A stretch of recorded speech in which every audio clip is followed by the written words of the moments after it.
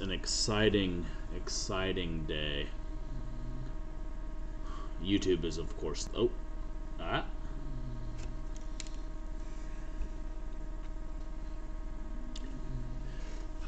Hello and welcome once again to the Fall of the Kaiju. Good God, can you? You don't know this, or you know this because you're aware of what's happening today. I've now been awake for about, I don't know, 46 hours? Close to, not quite 46, more like 38, maybe 39. I've been up a long time. And uh it's because we released a book today, Extinction Peak by Lucas Mangum, which is a action dinosaur romper that is amazing and fun. And we opened up pre-orders of Devour the Earth, a kaiju anthology, the first of probably what's going to be many kaiju anthology from Madness Heart Press. And if you buy up there, I'm bad at the camera thing. There we go. If you buy Extinction Peak, you will get. Nope, it's over there still. My God, fingers. You will get a free copy of Devour the Earth. It's going to be amazing. I have with me J.L. Gould, who is one of the authors in the Devour the Earth anthology. And you are going to do a little bit of reading and a little bit of talking, and we're just going to hang out for about an hour. Sounds good to me. Fantastic. So you wrote a story. The Where's it? I need to get the title right. I know which story it is. I can see the story in my mind, but the title is a mouthful, so I want to make sure I get it right. I am That's pretentious enough to have long titles. I don't think there's a. I have a book coming out in December called the Subjective Truth of the Esoteric Self. So, don't even talk to me about presumptuous and full of yourself titles because I got that on lock. The Second Coming of Sundown. Yes. The Second Coming of Sundown. This is the first anthology that we've published that I really got some good bizarro stuff submitted. Usually I get a lot of really boring stuff. Sorry, write better. If you're one of the people submitting those, I get some good stuff that doesn't quite fit. I get some amazing horror. I get some good thriller. Um, but I haven't gotten good bizarro. Usually the bizarro stuff I get is usually very silly, which there's nothing wrong with silly, but silly bizarro and horror bizarro are two extremely different genres. And there was your story, The Second Coming of Sundown. Unfortunately, a story that we're not going to be able to do, didn't make it into the anthology for other reasons. But I want to give him a shout out because he did a bizarro story that I loved called Just One of Those Days by Brendan Foley. Again, not in the anthology, but keep your eyes out for Brendan Foley because he's doing really cool stuff. Anyway, that out of the way. JL, you are not reading The Second Coming of Sundown today. Or No, are I you? am not. Fantastic. You are reading something else that is still kaiju related. I am indeed. I am so extremely excited to know what it is and to hear it, and I'm going to shut up. And just for your edification and for you people in the audience, I see Crimson Berry and Zekvara. Um, if you would please remind me to unmute myself after the story's over. When I interviewed Kathleen earlier, I went through 30 minutes of interview on mute. So Oh, let's try not to fuck it all up this time. Whenever you're ready. alrighty. So, like any good writer, I I banged this little flash piece out last night about 2 in the morning. I Deadlines are for suckers and nerds. Uh, so that being said, flash piece for tonight to honor Devour the Earth is called Summer Days. It was the hottest day on record for the year, and yet the beach was strangely empty. Heat waves distorted the glistening sand and foaming ocean, while the slight wind carried the electric buzz of nearby power lines across the breadth of the shore. Among the smattering of beach umbrellas that dotted the horizon like crooked teeth was a boy with a mission and a magnifying glass. His name was Francois, and he was bored. While the lack of other children allowed his mother to focus on her tan and his father to his beer and the top 14 game on the radio, it turned what was supposed to be a magical day away into a hot, bleak punishment for Francois. His feet squeaked as they slid into the sand as he ambled along the shore looking for something, anything to hold his attention. After a few minutes of meandering, Francois noticed that as the tide moved out, there were dozens of gelatinous blobs that started to dot the empty tide line. He had heard of jellyfish, but this was his first time that he had ever seen one, let alone what he conservatively guessed were over 50 or more glistened in the sun like deflated glass globes.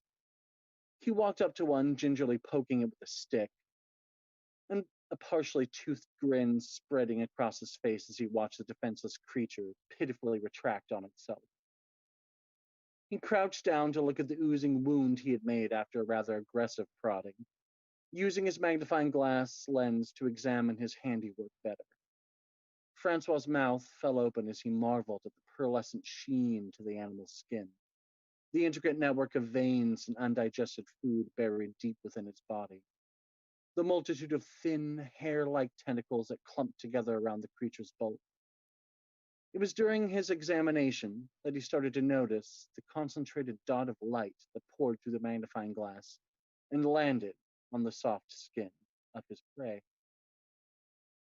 It seemed that wherever the beam was allowed to rest, the skin of the jellyfish became rubbery and cloudy, causing the jellyfish to curl and rise in the wet sand.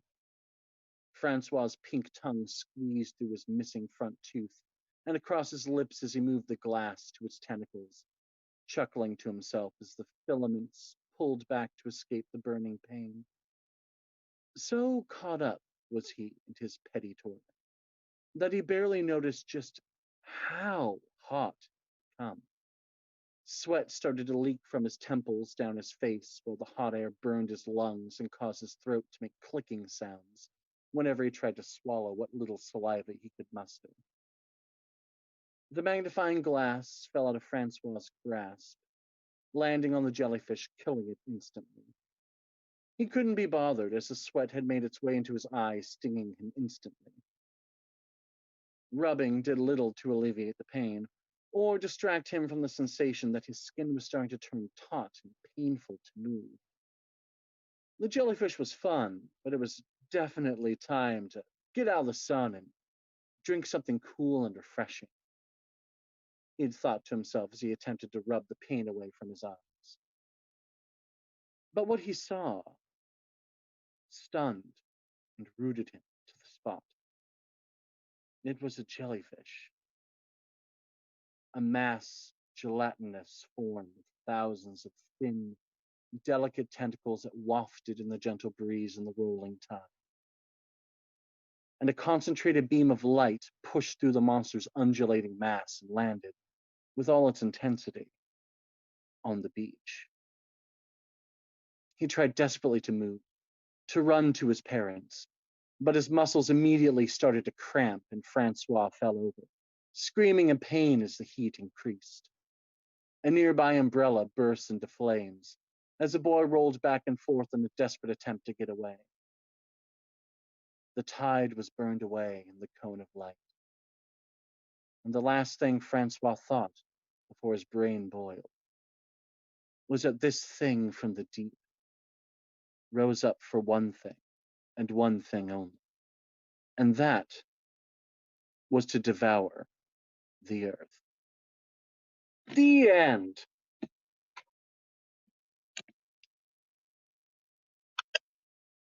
I got my microphone this time, so everyone can hear me as well as you.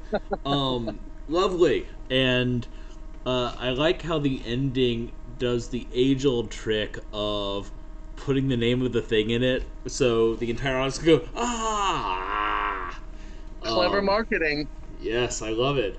Um, Thank you, Crimson Berry, for reminding me to unmute. And Zekvara says it was excellent, and Huh. I do agree.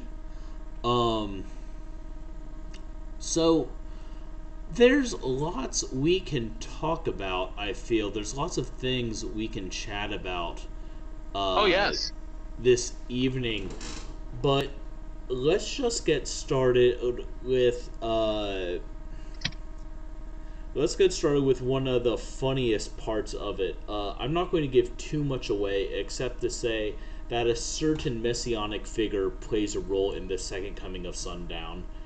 Um, and I messaged you once you had joined the Madness Heart Press Discord, which, if you would like to join, you can do so by becoming a patron at patreon.com/mhp_horror. This is all about chilling. I apologize. Um, I messaged you and I said, by the way, I just wrote a piece about a kaiju or Jesus coming back and riding a baboon, a Oh, giant baboon kaiju, uh, in my story. Uh, and we chatted a little more, and I mentioned like, yeah, I don't really do that sort of thing. I do Jewish horror, and you listed all these golem stories and Jewish horror stories that you wanted to write. And Sky Boo, thank you for following. Um, and I and oftentimes you don't know this because I didn't do this time. Oftentimes when someone tells me they want to do a Jewish they want to do a golem story, my immediate response is like, well, why what do you know? Because generally speaking, they don't have any connection to the culture. yeah. Instead, I said, "Oh, are you Jewish?" And when you said yes, I was beside myself with joy because, as a Jewish horror author, I'm finding we are not as rare as I initially thought. Oh, Um, yeah. and For those of you who don't know, on top of Madness Heart Press has an imprint called A Gotta Try It, which is a specifically Jewish speculative fiction press for fantasy, science fiction, bizarro, horror, anything really Jewish. Because there's not, despite the fact that we're everywhere in the industry, there's not really a home for Jewish writing that I'm happy with. Yes. So Yeah. we are banding together. We are trying to change that. I'm very excited about it. Uh, and I've touched base with Maxwell Gould and Maxwell Bauman. I actually Bauman, who are also very interested. And we've actually put out an anthology last year, before you were aware of us, called Corners of the Earth of the Book. Yes. Yeah. I saw that. I saw your Trafe Yeah, release as well. Trafe Magic is out now.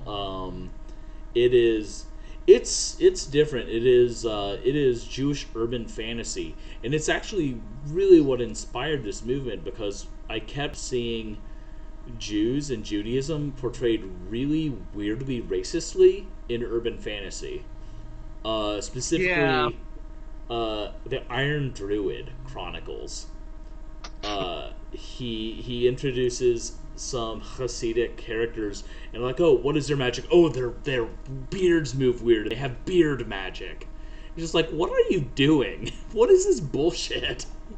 Wow. Yeah. That's an interesting way to use a stereotype.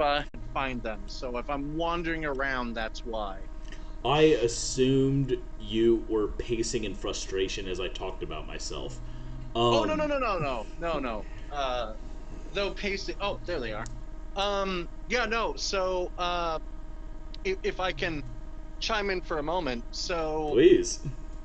the so as far as yeah, I think that for being such wide a wide category, Jewish fiction, Jewish folklore, there's a ton of things to mine from, and yet no one's mining from it. And I wonder if part of that reason is because of some sort of, I don't want to say like necessarily racism, but I think maybe some authors are afraid to touch Jewish stories or Jewish characters, whether they be Jewish or not, because they don't want to say or do something that, doesn't work.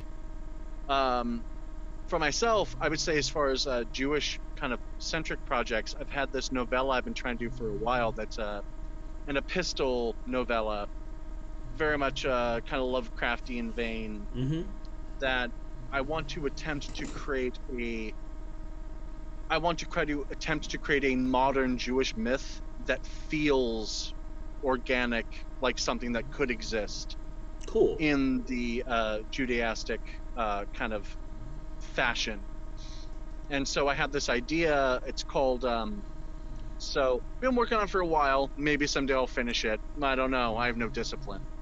Um, but it's called the Brain Cleaner, and it's about this idea that there was this angel that existed before the fall. It wasn't that Eden was a paradise. It was that every night when